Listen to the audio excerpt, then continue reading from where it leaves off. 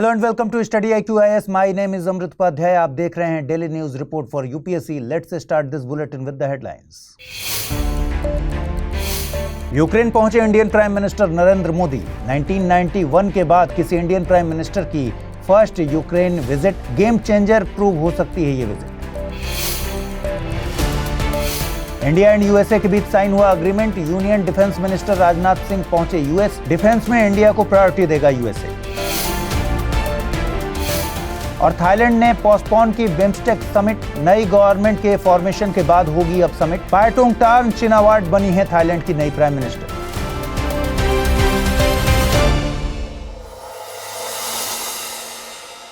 आप हिंदी माध्यम से यूपीएससी की तैयारी तो करते हैं, मगर क्या प्रीलिम्स एग्जाम के मुश्किल सवालों से घबराते हैं? इसका मतलब है कि आप स्टडी IQIS हिंदी के प्रतिज्ञा प्लस बैच के बारे में नहीं जानते।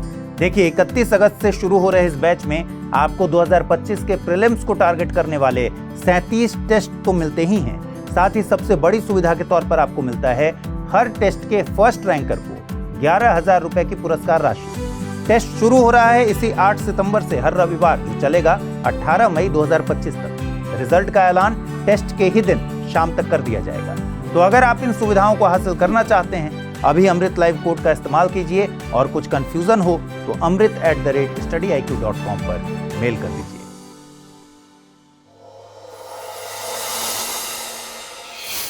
आइए शुरू करें। प्राइम मिनिस्टर नरेंद्र मोदी अपनी यूरोप विजिट के सेकंड पार्ट में यूक्रेन पहुंचे। डेली न्यूज रिपोर्ट के कल के एपिसोड में मैंने उनकी विजिट के फर्स्ट पार्ट के बारे में डिस्कस किया था। Prime minister Narendra Modi Poland से यूक्रेन ट्रेन के जरिए अराउंड 10 आवर्स स्पेंड करके पहुंचे हैं। 1991 में यूक्रेन इंडिपेंडेंट हुआ था और तब से किसी इंडियन प्राइम मिनिस्टर की ये फर्स्ट यूक्रेन विजिट है। यूक्रेन विजिट से पहले प्राइम मिनिस्टर नरेंद्र मोदी ने एक स्टेटमेंट इशू किया, जिसके अकॉर्डिंग इंडिया इस रीजन में पीस के फेवर में है। Also this is not the time for war. किसी भी तरह के वॉर या फिर डिस्प्यूट को डिप्लोमेसी एंड डायलॉग के थ्रू रिजॉल्व किया जाना चाहिए। इंडिया फुल्ली बिलीव करता है कि बैटलफील्ड में यानी युद्ध के मैदान में किसी भी प्रॉब्लम को सॉल्व नहीं किया जा सकता। इंडियन प्राइम मिनिस्टर की ये यूक्रेन विजिट कई तरह से इंपॉर्टेंट है और जियोपॉलिटिक्स में एक गेम चेंजर प्रूव हो सकती है। इसके लिए we should try to understand the current global conditions. Switzerland में रशिया यूक्रेन कॉन्फ्लिक्ट को लेकर एक पीस समिट ऑर्गेनाइज की गई थी, बट वॉर पर इसका कुछ खास इंपैक्ट देखने को नहीं मिला। साथ ही यूरोपियन कंट्रीज वॉर के एसोसिएटेड कॉस्ट को लेकर बहुत ज्यादा चिंतित हैं। ये तो एक ऑब्वियस सी ऑब्जर्वेशन है कि 2022 से कॉन्टिन्यूअसली हो रहे इस वॉर ने यूरोप की इकोनॉमी को बुरी तरह से अफेक्ट किया है। On the other hand, USA जिसे वर्ल्ड लीडर कंसिडर किया जाता है, वो अपनी डोमेस्टिक पॉलिटिक्स में एंगेज्ड है। यूएसए में प्रेसिडेंशियल इलेक्शंस का प्रोसेस चल रहा है। इस एंटायर सिनेरियो में इंडिया के पास इन पार्टीज को नेगोशिएशन टेबल पर ले आने की अपॉर्चुनिटी है। इसे जियोपॉलिटिक्स में इंडिया के लिए एक बड़ी अपॉर्चुनिटी के तौर पर देखा जा रहा है, because prime minister Narendra Modi इससे पहले रशिया की भी विजिट कर चुके हैं। रशिया इंडिया का ट्रेडिशनल अलाई भी है। वेस्ट की कंट्रीज के कांस्टेंट प्रेशर के बाद भी इंडिया ने अब तक रशिया के अगेंस्ट कोई स्टेटमेंट नहीं दिया है। And Indian prime minister Ukraine के प्रेसिडेंट के इन्विटेशन पर ही यूक्रेन गए हैं। ये एक्सपेक्ट किया जा रहा है कि इंडिया दोनों पार्टीज के बीच मीडिएशन करवा सकता है। यूक्रेन विजिट के दौरान prime minister Narendra Modi Ukraine में सेटल्ड इंडियंस से भी मिले। उन्होंने यूक्रेन के नेशनल म्यूजियम में रशियन इन्वेजन के दौरान जिन बच्चों की डेथ हुई थी, उन्हें ट्रिब्यूट भी पे किया। इसके अलावा उन्होंने एवी फॉमिन बोटेनिकल गार्डन में महात्मा गांधी के स्टैच्यू को भी ट्रिब्यूट पे किया। यू शुड नो कि यूक्रेन ईस्टर्न यूरोप में लोकेटेड एक कंट्री है। ये अपने borders Russia, Belarus, Poland, Slovakia, Hungary, Moldova और रोमानिया के साथ शेयर करता है। इसके साउथ में सी ऑफ अजोव और ब्लैक सी सिचुएटेड हैं। आपने रशिया यूक्रेन कॉन्फ्लिक्ट में क्रीमिया का नाम भी जरूर सुना होगा। 2014 में रशिया ने यूक्रेन के क्रीमिया को अपने कंट्रोल में ले लिया था। Now let us try to understand the location of Black Sea on the map. Black Sea Europe and Asia के बीच लोकेटेड एक सी है। यूरोप इसके नॉर्थ में है, कॉकेसस ईस्ट में, एनाटोलिया साउथ में एंड बाल्कन रीजन वेस्ट में है।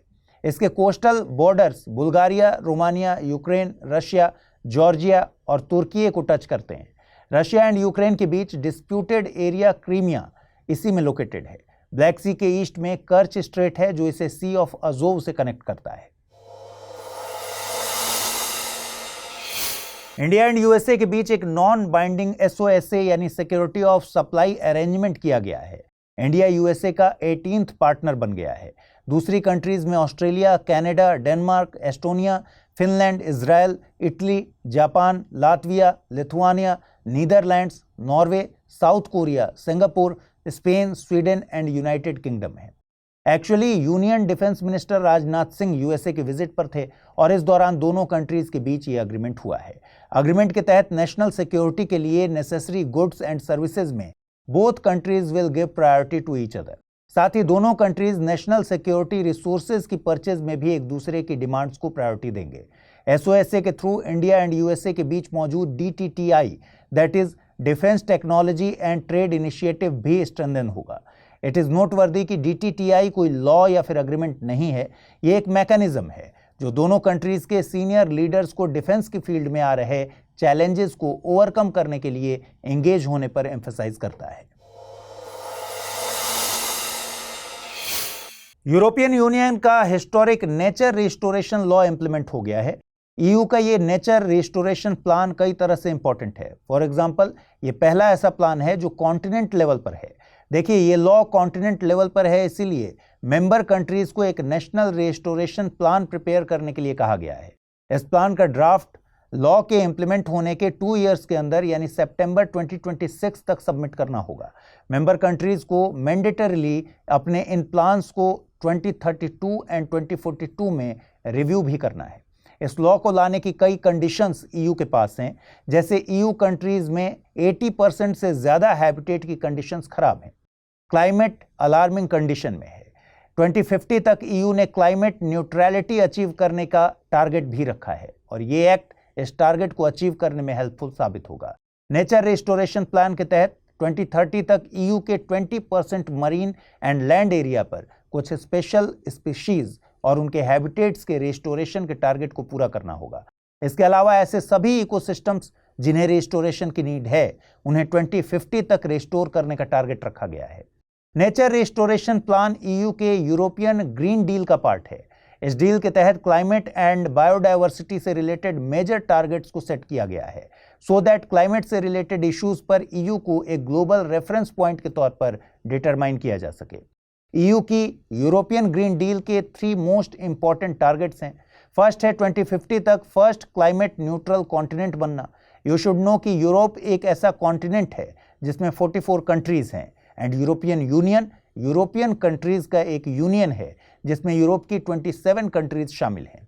सेकंड टारगेट है 1990 के कंपैरिजन में 2030 तक 55% तक total green house gas emissions को रिड्यूस करना। इसके अलावा 2030 तक ईयू में एडिशनल 3 बिलियन ट्रीज को प्लांट भी करना है। इकोसिस्टम रिस्टोरेशन का मतलब उन इकोसिस्टम्स की रिकवरी में हेल्प करना है जो डिस्ट्रॉय हो चुके हैं। साथ ही सेफ इकोसिस्टम्स को प्रिजर्व करना भी इसमें शामिल है। यूएन के अकॉर्डिंग हर तरह के इकोसिस्टम को रिस्टोर किया जा सकता है, whether it is a forest, farmland, wetland और ओशियन। थाईलैंड में 3 से 4 सितंबर के दौरान बैंकॉक में बिम्स्टेक कॉन्फ्रेंस होनी थी, बट थाईलैंड की केयरटेकर गवर्नमेंट ने इसे कॉन्फ्रेंस को पोस्टपोन कर दिया है। यू शुड नो कि थाईलैंड के फॉर्मर प्राइम मिनिस्टर श्रीथा थाविसिन को कोर्ट ने डिसमिस कर दिया था। इसके बाद पायटोंगटार्न चिनावाट थाईलैंड की न्यू प्राइम मिनिस्टर बनी। उन्होंने थाईलैंड की यंगेस्ट प्राइम मिनिस्टर बनकर एक हिस्टोरिकल रिकॉर्ड भी बनाया। बट पायटोंगटार्न चिनावाट को अभी कैबिनेट फॉर्म करनी है। Due to this BIMSTEC conference को अभी पोस्टपोन करना पड़ा। बिम्स्टेक का फॉर्मेशन बैंकॉक डिक्लेरेशन के साथ 6 जून 1997 को हुआ था। BIMSTEC means bay of Bengal initiative for multi sectoral technical and economic cooperation. ये एक रीजनल ऑर्गेनाइजेशन है। इसमें बे ऑफ बंगाल की कोस्ट और आसपास की 7 कंट्रीज मेंबर्स हैं। इसके मेंबर कंट्रीज में Bangladesh, Bhutan, India, Sri Lanka, Nepal, Thailand and Myanmar शामिल हैं। इसका सेक्रेटेरिएट 2014 में बांग्लादेश के ढाका में एस्टेब्लिश हुआ, यानी सेक्रेटेरिएट बने बहुत ज़्यादा टाइम नहीं हुआ है। यू कैन अंडरस्टैंड कि इंस्टीट्यूशन के तौर पर BIMSTEC has developed very slowly. Initially BIMSTEC में 6 एरियाज में मेंबर कंट्रीज के बीच कॉपरेशन था। इन 6 एरियाज में trade, technology, energy, transport, tourism and fisheries शामिल हैं। 2021 से हर मेंबर कंट्री को एक पर्टिकुलर एरिया पर फोकस करने को लेकर अग्रीमेंट हुआ। इंडिया के पास मेन एरिया है सिक्योरिटी, वहीं सब सेक्टर्स में अगर बात करें तो energy, counter terrorism, transnational crime and disaster management जैसे एरियाज इसमें शामिल हैं। थाईलैंड साउथ ईस्ट एशिया में लोकेटेड एक कंट्री है। ये अपने borders Myanmar, Laos, Cambodia and Malaysia के साथ शेयर करती है। थाईलैंड अपने borders Andaman Sea and Gulf of Thailand के साथ भी शेयर करता है। Gulf of Thailand is an inlet of South China Sea. Thailand का सदर्न पार्ट मलय पेनिनसुला के कुछ पार्ट को कवर करता है। 1939 तक थाईलैंड को सियाम के नाम से जाना जाता था। It is also known as land of white elephants. South East Asia दो पार्ट्स में डिवाइड करके देखा जाता है, mainland part and maritime part. Mainland part includes Myanmar, Laos, Thailand, Vietnam and Cambodia. Maritime part में Singapore, Indonesia, Brunei and Philippines शामिल है।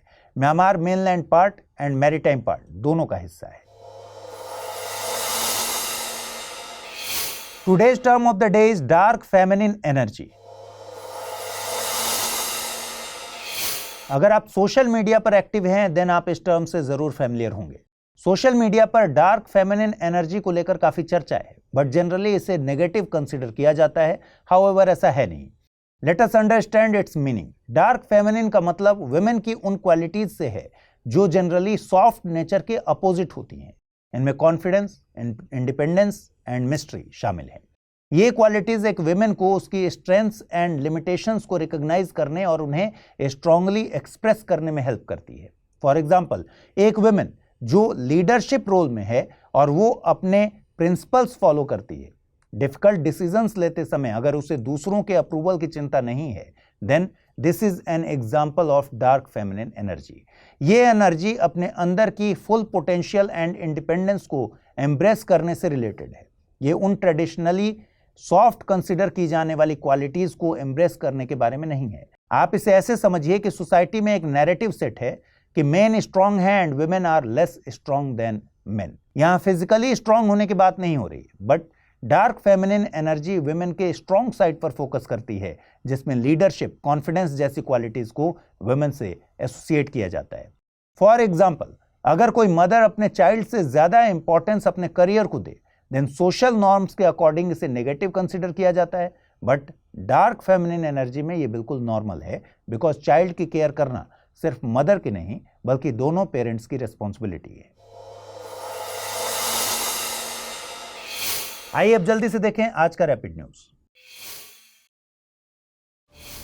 Botswana में वर्ल्ड का सेकंड लार्जेस्ट डायमंड मिला, जिसका वेट 2492 कैरेट्स है। कैनेडियन कंपनी लुकारा ने Botswana में कारोवे डायमंड माइन में डिस्कवर इसे किया है। इस डायमंड को mega diamond recovery x-ray technology के हेल्प से डिस्कवर किया गया।